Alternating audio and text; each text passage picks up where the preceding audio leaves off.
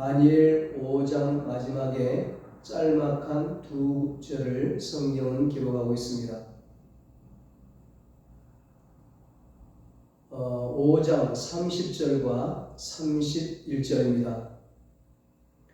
그날 밤에 갈대아 왕 벨사살이 죽임을 당하였고 메대 사람 다리오가 나라를 얻었는데 그때의 다리오는 62세였더라. 갈대아 왕 바벨론 왕 벨사살이 죽임을 당했다. 그렇게 기록하고 있습니다. 왜 벨사살이 죽임을 당했을까? 이 벨사살의 부친인 느부갓네살 왕이 예루살렘을 이스라엘 침략해서 예루살렘 성전에 하나님께 예배드리는 예루살렘 성전의 모든 물건들, 금그릇, 은그릇, 귀한 물건들을 다 탈취해 갔어요. 다 빼앗아 갔어요. 성전의 성구들을 다 가져간 거예요. 그것은 하나님을 모독한 일이었습니다. 하나님을 대적하는 일이었습니다. 그런데 이 벨사살 왕이 신하들과 후궁들과 여인들과 잔치를 벌이면서 우상에게 제사를 드리고 잔치를 하고 춤을 추면서 그 성구에다가 예루살렘 성전에서 빼앗아온 가지고 온 그 하나님 귀한 성구에다가 그릇에다가 술을 따라서 마시고 얼마나 하나님을 모독한 일입니까? 그렇게 술을 마시고 있는데 갑자기 그 왕궁 벽에 사람의 손이 나타나서 벽에다가 글을 쓰는 거예요. 이 벨사살 왕이 깜짝 놀랐습니다. 아무도 그 바벨론의 점쟁이들, 술객들, 이런 사람들이, 박사들이 그 벽에 쓴 글을 해석을 못해요. 그때 다니엘을 불러와서 다니엘이 그 글을 해석을 합니다. 메네 데겔 우바르시. 이 말은 왕을 저울에 달아보니 하나님께서 벨사살 왕을 저울에 달아보니 부족함이 보였다는 거예요. 왕의 시대가 끝났다는 겁니다. 하나님을 업신여기고 하나님을 모독하고 하나님께 대적해서 하나님께서 벨사살 왕을 없애겠다는 거예요. 벨사살 왕의 시대를 끝내겠다는 거예요. 그래서 결국은 이 벨사살 왕이 그날 밤 죽임을 당하고 맙니다.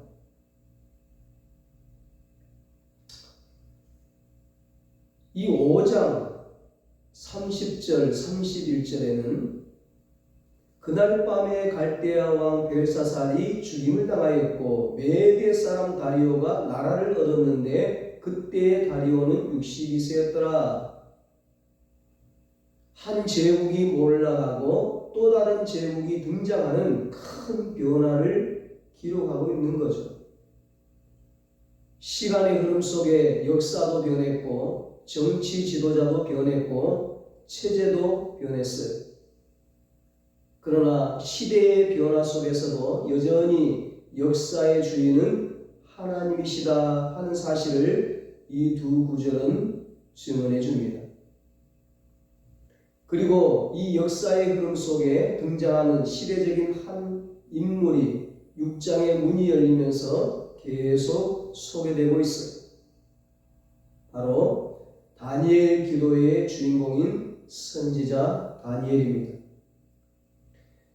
다니엘은 어릴 때에 세 친구들과 함께 바벨론의 포로로 붙잡혀 왔습니다. 그러나 이제는 어린 다니엘이 아닙니다. 시대도 변했고 상황도 변했습니다. 세월이 흘러 나이도 들었습니다. 왕이 몇 번이나 바뀌고 나라도 바뀌었습니다. 그러나 하나님의 사람 다니엘은 그 신앙, 그 정신, 그 진실한 삶에 있어서 조금도 변함이 없습니다. 그의 삶이나 그의 신앙이 조금도 흐트러짐이 없었습니다. 여전히 하나님 앞에 쓰임받는 아름다운 모습을 본문은 우리에게 보여줍니다. 하나님의 은혜로 다니엘은 포로의 나라에서 총리 자리까지 오르게 되었습니다. 나라가 얼마나 컸던지 총리가 셋이나 되었습니다. 그 중에 다니엘이 일을 제일 잘합니다. 왕의 마음에 들 수밖에 없잖아요. 신임이 가는 거죠. 그래서 3절에 다리오 왕이 다니엘을 최고 수석 총리로 삼고자 했습니다. 바로 이 순간 엄청난 음모가 시작됩니다. 성공이 위기가 되었습니다. 언제나 사탄은 우리가 잘 되는 것을 못 봅니다. 그래서 끊임없이 방해 작전을 펼칩니다.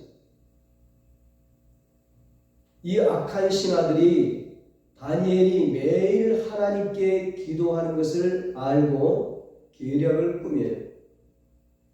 다른 신에게, 우리 왕이 섬기는 신이 아닌 다른 신에게 절하거나 기도하는 사람을 사자굴 속에 던져넣기로 한 거예요. 다니엘은 진실한 사람이었고 경건한 사람이었고 기도의 사람이었습니다.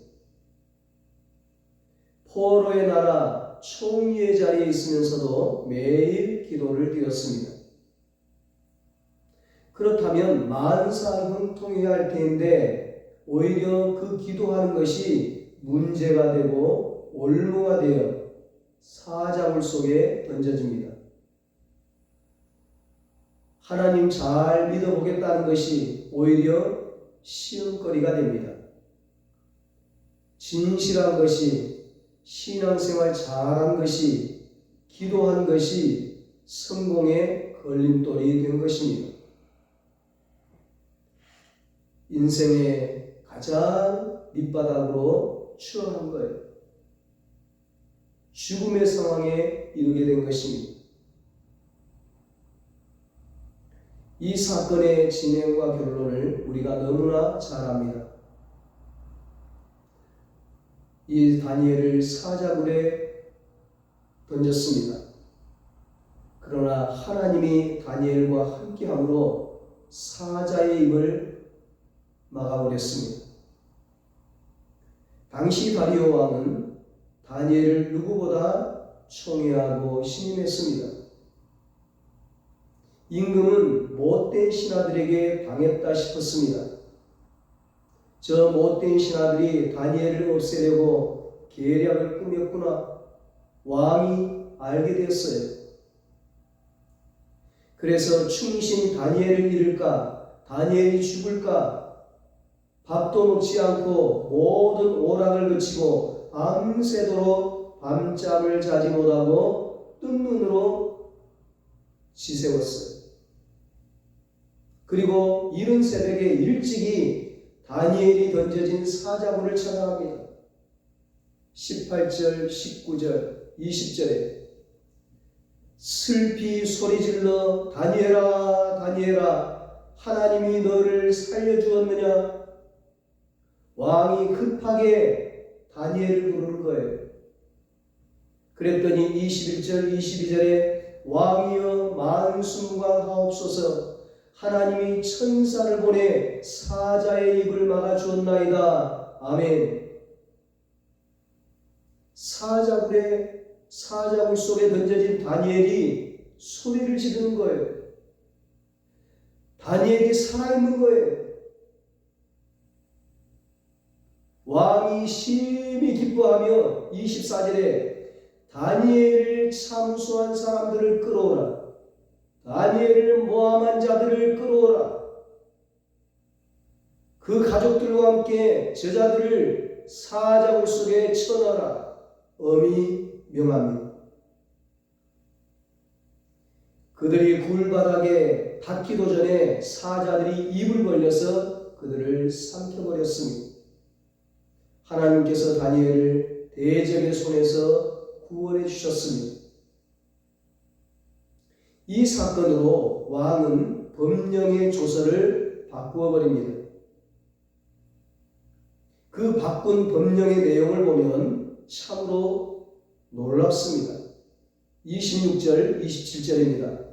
내가 이제 조서를 내리노라. 내 나라 관할 아래에 있는 사람들은 다 다니엘의 하나님 앞에서 떨며 두려워할지니 그는 살아계시는 하나님이시요 영원히 변하지 않으실 이시며 그의 나라는 멸망하지 아니할 것이요 그의 권세는 무궁할 것이며 그는 구원도 하시며 건져내기도 하시며 하늘에서든지 땅에서든지 이적과 기사를 행하시는 이로써 다니엘을 구원하여 사자의 입에서 벗어나게 하셨음이라 하였더라. 아멘.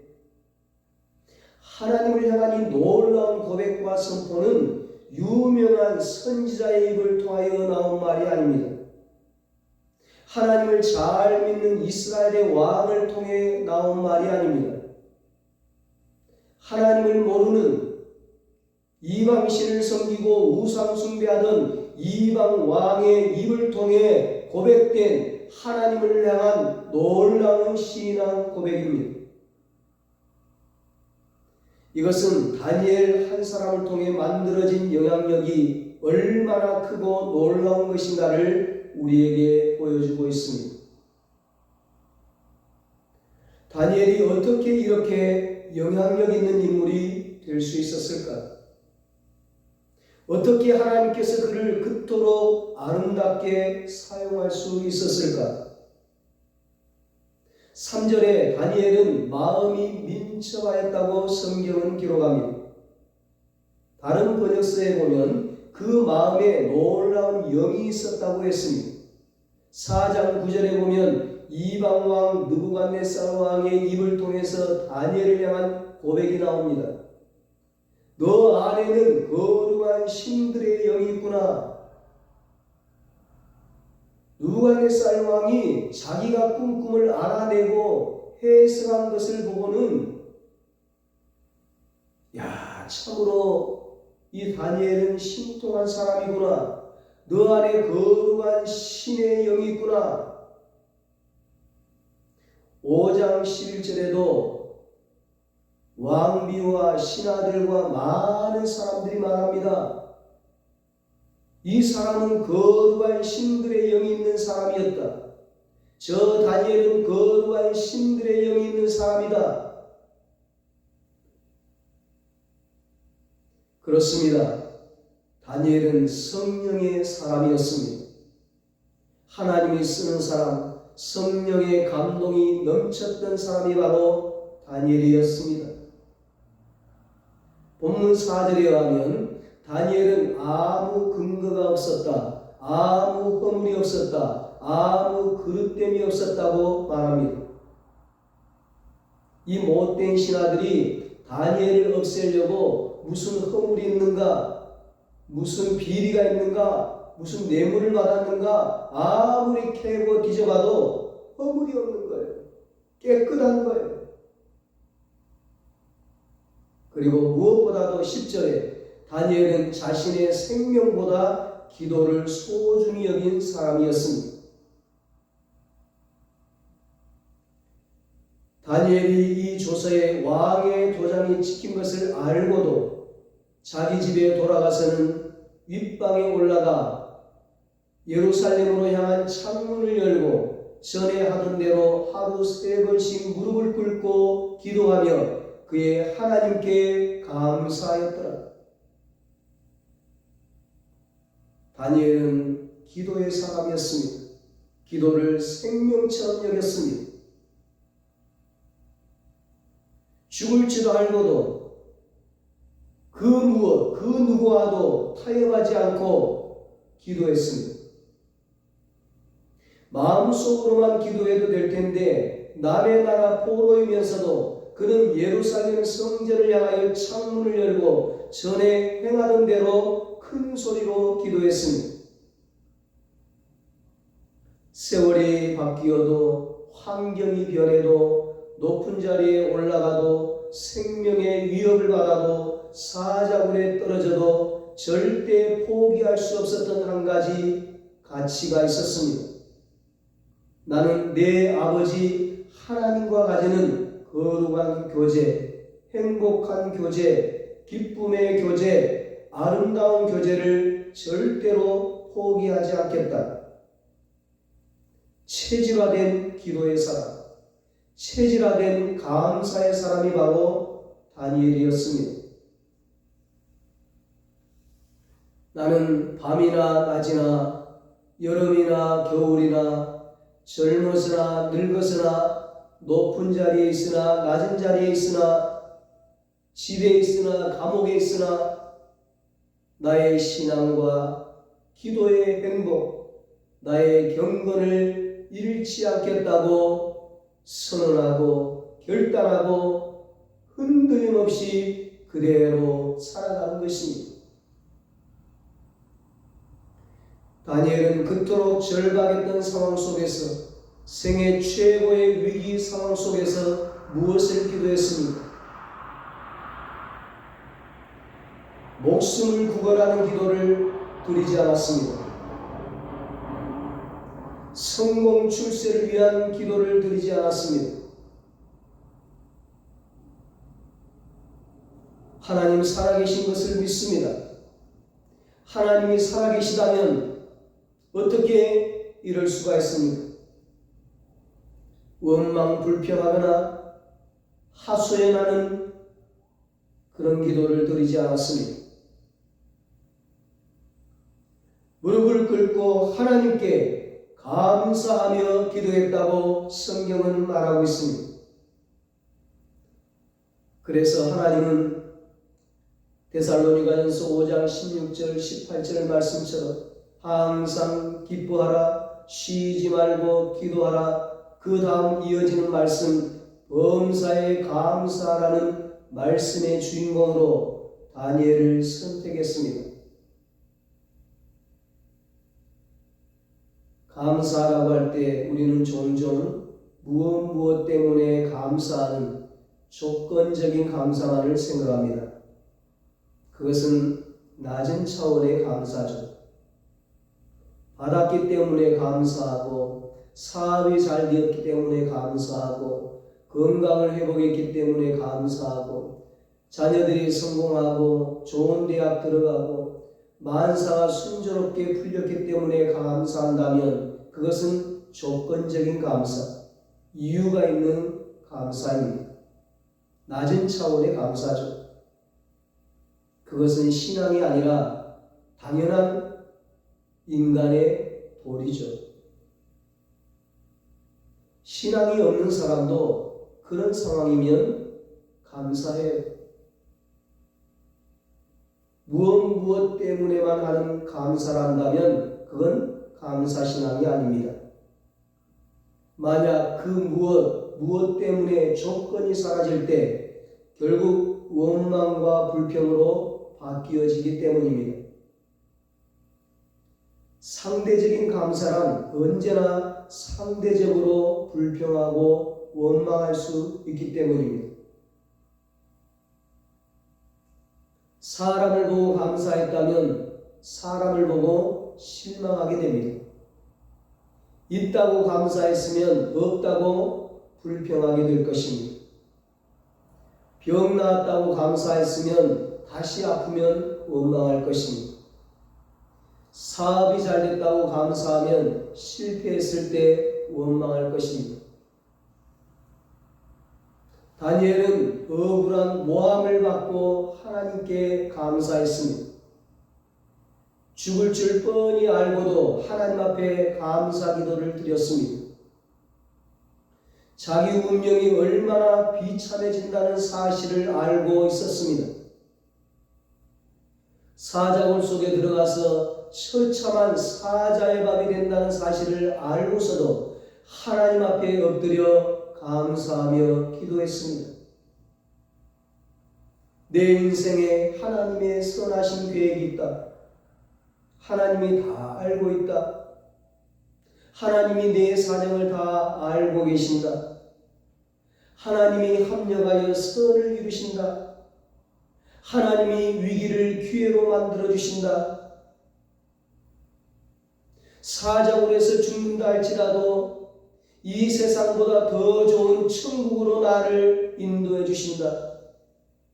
하나님 감사합니다. 다니엘은 감사할 수 없는 상황 속에서 하나님께 감사 기도를 드렸습니다. 다니엘은 자기를 향한 대적들의 음모를 대항할 만한 힘이나 대책이 전혀 없었습니다. 포로이기에 아무런 힘도 없고 백도 없고 다니엘을 도와줄 리가 아무도 없었습니다. 그럼에도 불구하고 역사는 하나님의 손에 달려있다.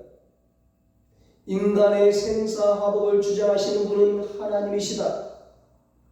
역사의 흥망성쇠의 열쇠를 움켜쥐시는 분은 전능하신 내 아버지 하나님이시다. 나는 그분의 자녀가 되었다는 한 가지 사실 때문에 감사할 수 있다. 이것이 다니엘의 감사 신앙이었습니다.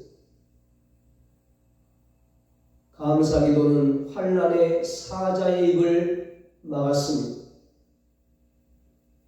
고통과 두려움의 사자굴로부터 기쁨과 평안과 자유함을 맛보고 누렸습니다. 다니엘, 그는 시대의 흐름을 역류하며 살았던 사람이었습니다. 세상 사람들이 두려워 떨고 있어야 될 그 시간에 그는 감사 기도를 드렸습니다. 모든 사람들이 울고 있어야 될 그 시간에 전능하신 하나님과 아름다운 교제를 즐기고 있었습니다. 사랑하는 여러분, 오늘 여러분을 가두고 있는 사자굴의 상황이 무엇입니까? 하나님은 능히 그 입을 막을 수 있습니다. 여러분을 사자굴로부터, 사자의 이빨로부터 지켜주십니다. 건져주십니다. 살려주십니다. 위기를 기회로 바꾸어 주십니다. 고난을 축복으로 바꾸어 주십니다. 우리는 망해도 천국, 죽어도 천국이에요. 우리의 마지막은 승리로, 성공으로, 행복으로, 축복으로, 영생으로, 천국으로, 상급과 멸류관으로 그렇게 해피엔딩 되는 거예요. 두려울 게 없는 거죠. 그러니까 여러분을 사자굴에서 건져주시고 여러분을 삼킬 듯 입 벌리고 달려드는 사자의 입을 오늘도 하나님이 막아주십니다. 원수의 이빨을 꺾어주실 것입니다. 다니엘에게 사자굴은 하나님이 함께 할 때에 하늘 사자의 굴이 되었습니다. 하늘 사자, 하나님의 사자, 천사들이 지키는 굴이 되었습니다. 하나님이 천사를 보내 사자의 입을 막아주었나이다. 22절에 다니엘이 고백해요. 다니엘에게 사자굴은 천사의 굴이 되었습니다. 기적의 굴이 되었습니다. 축복의 굴이 되었습니다. 28절 마지막 절에 말씀합니다. 이 다니엘이 다리오 왕의 시대와 바사 사람 고레스 왕의 시대에 형통하였더라. 그냥 다니엘이라고 하지 않고 이 다니엘이라고 했습니다. 많은 사람 중에 특별히 한 사람을 지칭할 때 쓰는 말이죠. 이 사람 다니엘. 이 다니엘, 그는 어떤 다니엘입니까? 역경 속에서도, 포로의 생활 속에서도, 포로의 상황에서도 예배를 멈추지 않았던 다니엘이었습니다. 죽음의 상황에서도 기도를 쉬지 않았던 다니엘이었습니다. 사자굴 속에서도 감사를 잃지 않았던 다니엘이었습니다. 하나님은 그런 다니엘을 축복해 주셨습니다. 그는 사자굴에 던짐을 당했지만 하나님은 천사를 보내셔서 다니엘을 지켜주셨습니다. 사자들의 입을 봉하게 하셨습니다. 그 몸이 하나도 상하지 아니했습니다. 하나님은 다니엘의 원수를 갚아주셨습니다. 다니엘을 모함했던 자들을 사자의 밥들이, 그 모함했던 자들은 사자의 밥들이 되어버리고 말았습니다. 그 뒤에 왕이 바뀌었습니다. 시대가 바뀌었습니다. 나라가 바뀌었습니다. 환경이 바뀌었습니다. 상황이 바뀌었습니다. 그럼에도 불구하고 하나님의 축복은 다니엘과 늘 함께 하셔서 그는 언제나 형통한 삶을 살았습니다. 변함없이 감사하는 삶을 살았던 다니엘이기에, 변함없이 기도의 삶을 살았던 다니엘이기에, 변함없이 하나님을 향한 믿음의 삶을 살았던 다니엘이기에, 변함없이 하나님을 기쁘시게 하는 삶을 살았던 다니엘이기에 하나님의 축복도 변함없이 늘 그와 함께 하면서 그의 삶을 형통하게 했던 것입니다. 이 다니엘이 다리오 왕의 시대와 바사 사람 고레스 왕의 시대에 형통하였더라. 아멘. 사랑하는 여러분, 지금 여러분의 사자굴은 무엇입니까? 여러분 앞에 어떤 문제가 있습니까? 흔들림 없이 기도하는 신앙 앞에, 범사에 감사하는 신앙 앞에 그 사자굴이 천사의 굴로 바뀌어지는 기적이 일어나게 될 것입니다. 그 사자굴이 기쁨의 굴로, 부활의 굴로, 생명의 굴로, 은혜의 굴로, 축복의 굴로, 형통의 굴로 바뀌어지는 기적이 일어나게 될 것입니다. 흔들림 없는 믿음과 기도와 감사로 이런 다니엘의 축복을 누리는 여러분과 제가 되시기를 예수님의 이름으로 축원합니다. 기도하겠습니다. 하나님 아버지, 우리에게도 다니엘과 같은 믿음을 주시옵소서. 시대가 바뀌고 환경이 바뀌고 상황이 바뀌어도 늘 변함없는 믿음의 삶을 살게 하여 주시옵소서. 변함없이 기도하는 삶을 살게 하여 주시옵소서. 변함없이 감사하는 삶을 살게 하여 주시옵소서. 변함없이 하나님을 기쁘시게 하는 삶을 살게 하여 주시옵소서. 그래서 시대와 상황과 환경에 관계없는 형통의 복을 누리게 하여 주시옵소서. 사자굴이 천사굴이 되게 하시고 기적의 굴, 축복의 굴이 되게 하여 주시옵소서. 그래서 살아계신 하나님을 증거하게 하시고 나를 통해 하나님을 모르던 사람들이 하나님을 알고 하나님을 믿고 하나님께 찬양과 영광을 돌리는 구원의 역사들이 일어나게 하여 주시옵소서. 이제는 우리 주 예수 그리스도의 무한하신 은혜와 하나님 아버지의 사랑하심과 성령님의 위로하시고 교통하시고 영원토록 함께 하시는 은혜가 다니엘처럼 흔들림 없는 믿음과 기도와 감사 신앙으로 형통의 복을 누리고 하나님을 증거하기로 다짐하는 사랑하는 모든 성도들과 저들의 가정과 자녀들과 사업과 직장 위에 이제로부터 영원토록 함께 있을지어다. 아멘.